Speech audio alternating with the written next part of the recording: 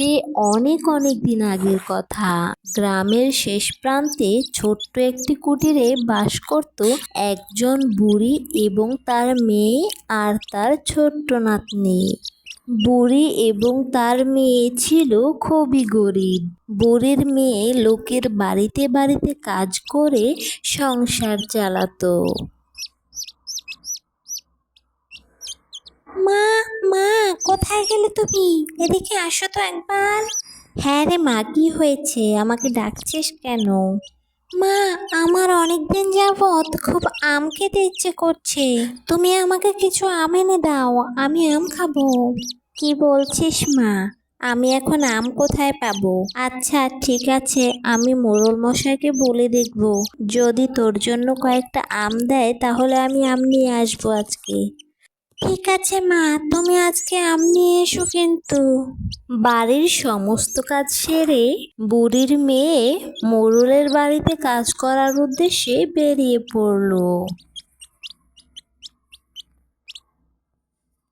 মোড়লের বাড়িতে গিয়ে সে দেখতে পেল মোড়ল তার আম গাছ থেকে লোক দিয়ে আম পাড়াচ্ছে। অনেক ঝুড়ি ভর্তি আম সে পেরেছে, সেগুলো বাজারে বিক্রি করবে। মোহনাকে দেখে মোড়ল মশাই বলল, কে রে, তুই আমার আম গাছের নিচে কি করছিস?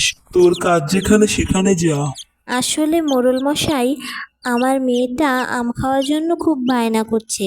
আপনি যদি কটা আম দেন আমাকে, তাহলে আমি আমার মেয়েটাকে আম খাওয়াতে পারি। তুই কি আমকে মেয়ের হাতের মোয়া পেয়েছিস নাকি যে তুই আম চাবি আর আমি দিয়ে দেব? আমের কি দাম নাই নাকি? কিনে খেতে পারিস না? যা এখান থেকে, যা বলছি, আর নিজের কাজে মন দে। ঠিক আছে মোড়ল মশাই। এই কথা বলে মোহনা কাজ করতে চলে গেল।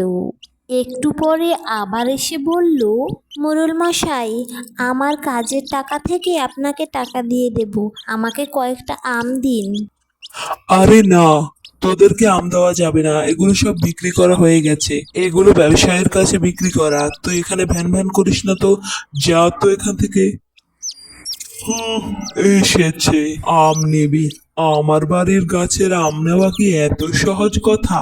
গরিব লোক কোথাকার, আম নেবে দাম দিবে না। ওরা সব সময় এমনটাই হয়। যা, দূর হ। এসব কথা শুনে মোহনা কষ্ট পেয়ে সেখান থেকে চলে গেল। কিছুক্ষণ পরে একজন সন্ন্যাসী সেখান থেকে যাচ্ছিল। সে মোড়ল মশাইকে ডেকে বলল, মোড়ল মশাই, আমাকে কিছু খেতে দিন। আপনার গাছে দেখছি আম অনেক সুন্দর হয়েছে। আমি অনেক ক্ষুধার্ত মানুষ, আমাকে কিছু খাবার দিন দয়া করে। আপনার গাছের যে আমগুলো হয়েছে দেখতে তো খুব সুন্দর লাগছে, মনে হচ্ছে খেতেও অনেক মিষ্টি হবে। আরে, আপনি আবার কোথা থেকে এলেন? যান এখান থেকে, যান বলছি।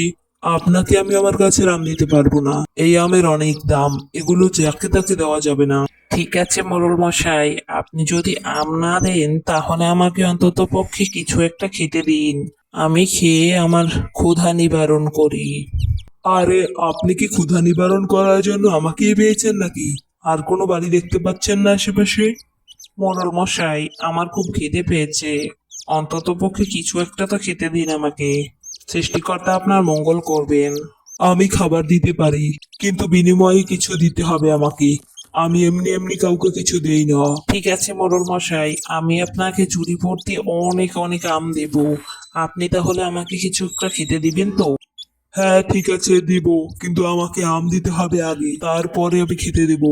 ঠিক আছে মোড়ল মশাই, এই নিন।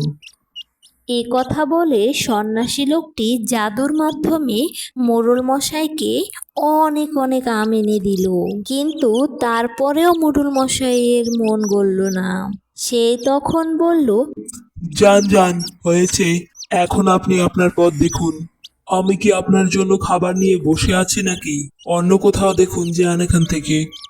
কেন মোড়ল মশাই, আপনি আমাকে তো বলেছেন খাবার খেতে দিবেন। আপনি তো আমাকে বলেছেন আমি আপনাকে অনেক আম দিলে আপনি আমাকে খাবার খেতে দিবেন, কিন্তু দিচ্ছেন না কেন? আরে, এখান থেকে যা বলছি, না হলে আমার পেয়াদা দিয়ে একদম ঘাড় ধাক্কা দিয়ে বের করে দেব। ঠিক আছে, যাচ্ছি।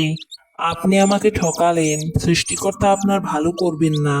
আরে যা যা যা এখান থেকে, তোর মতো কত লোক দেখলাম।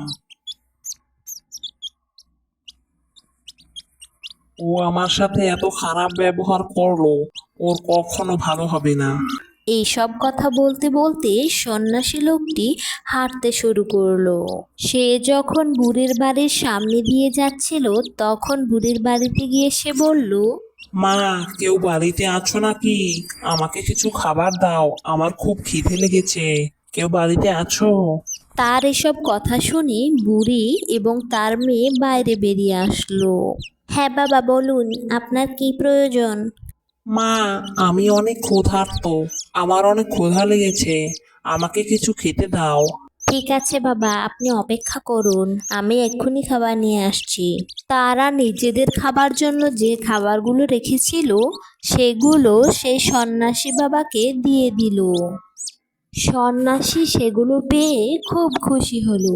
বাবা, আমরা গরিব মানুষ, তাই ভালো কিছু জোগাড় করতে পারিনি, তোমাকে এগুলো দিলাম, তুমি এগুলো খেয়ে নাও বাবা। আমাদের মতো গরিবদের পক্ষে এর বেশি জোগাড় করা সম্ভব নয় বাবা। সম্ভব হলে অবশ্যই আমি চেষ্টা করতাম তোমাকে ভালো কিছু খাওয়াবার জন্য। ঠিক আছে মা, কোনো সমস্যা নেই। আপনারা এটুকু দিয়েছেন তাতেই আমি খুশি। আপনাদের সাধ্যমতো তো আপনারা চেষ্টা করেছেন, তাতে আমি অনেক খুশি হয়েছি। আমি একটু আগে মোড়ল মশাইয়ের বাড়িতে গিয়েছিলাম, কিন্তু উনি আমাকে কিছুই খেতে দেননি, উল্টো আমাকে ঠকিয়ে ওখান থেকে বের করে দিয়েছেন। আপনারা এত ভালোবেসে এত খাবার দিয়েছেন, আপনাদেরকে আমি কিছু প্রতিদান দিতে চাই। তুমি আবার কি প্রতিদান দিবে বাবা? আমাদের কিছু দরকার নেই। দরকার নেই বললে হবে না মা, আমি আপনাদেরকে এই একটা আম গাছ দিচ্ছি। এই আম গাছের আম কখনোই ফুরোবে না, আর এটার আম বিক্রি করে আপনারা অনেক লাভবান হতে পারবেন এবং আপনাদের সংসারে সচ্ছলতা ফিরে আসবে। তোমাকে অনেক ধন্যবাদ বাবা, আমাদেরকে আম গাছ দেওয়ার জন্য। আমার নাতনিটা আম খেতে চেয়েছিল, মোড়ল মশাই আমাদেরকে আম দেয়নি বাবা। এখন আমার নাতনিটা মন ভরে প্রাণ ভরে আম খেতে পারবে। তোমাকে অনেক ধন্যবাদ বাবা। ঠিক আছে, আপনাকে আর ধন্যবাদ দিতে হবে না, আপনারা অনেক ভালো মনের মানুষ। আমি খুশি হয়েছি আপনাদের আতিথেয়তায়, তাই আপনাদের এই আম গাছটা দিয়ে গেলাম। এরপর থেকে বুড়িদের আর কোনো অভাব রইল না। সেই আমগুলো নিয়ে বাজারে বিক্রি করে তাদের সংসার খুব ভালো মতো চলছিল। তাদের আর কোনো রকমের অভাব থাকলো না।